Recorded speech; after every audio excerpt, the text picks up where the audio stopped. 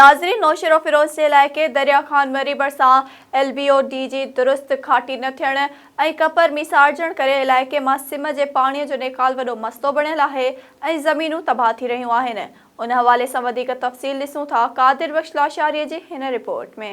नौशेरो फिरोज़ जे इलाइक़े दरिया खान मरी भरिसां गुज़रंदड़ LBOD मक़ामी ज़मीनदारनि लाइ आज़ार बणिजी वियो आहे। सिम ऐं कलर जे ज़हरीले पाणी जे निकाल लाइ ठाहियल सिम नालो L4 जी हदनि में इंतिज़ामी न हली ऐं सार संभाल न थियण सबबि ज़बून हाल आहे, जॾहिं त सिम नाले जे हदनि में कब्ज़ा थियण, मुख़्तलिफ़ हंधनि तां बंदि ऐं कपर मिसारजण सबबि LBOD जो पाणी ॿनियनि में काहे पिए थो, जंहिं सबबि बेरकी समेत मुख़्तलिफ़ इलाइक़ा मुतासिर थी रहिया आहिनि। ॻोठाणनि ख़ालिद आरही, महर चांडियो, भाई खान जमाली, हारून भुट्टो ऐं सुखियो शेख एसएच न्यूज़ सां ॻाल्हाईंदे सख़्तु एहतिजाज कयो। ज़मीन भाऊ ही सॼो इलाइक़ो गैराबाद पियो आहे। सिमनाले जी घाटी जेका थी आहे, तव्हां ही ॾिसी वठो, भरे वठो पंहिंजी वीडियो करे, ही कहिड़ी सिमनाले जी घाटी थी आहे।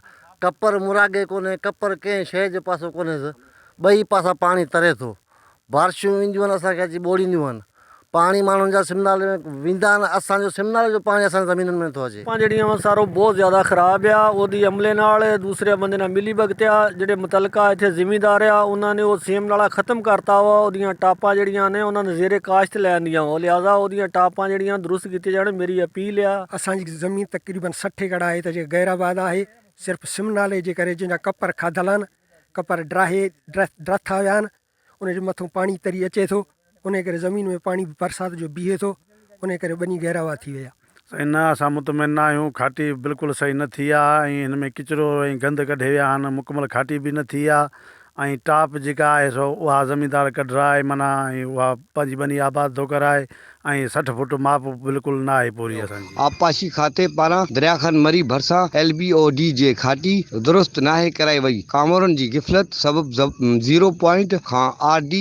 12 ताईं सिम नाले जूं तक़रीबन 3000 फुटनि ताईं बंदि तामीर नाहे कयो वियो, जंहिं करे चाड़ दौरान मक़ामी ॻोठाणनि जूं ॿनियूं गंदे पाणी हेठि अची वियूं आहिनि ऐं इलाइक़े में ज़रात तबाह थी वई आहे। जेकॾहिं सिंध हुकूमत L4 जी हदनि में सिम नाले जा तबाह थियल बंदि तामीर न कराया ऐं कपर तां कब्ज़ा ख़तम न थिया त सिम ऐं कलर इलाइक़े में वॾी तबाही मचाए सघनि था।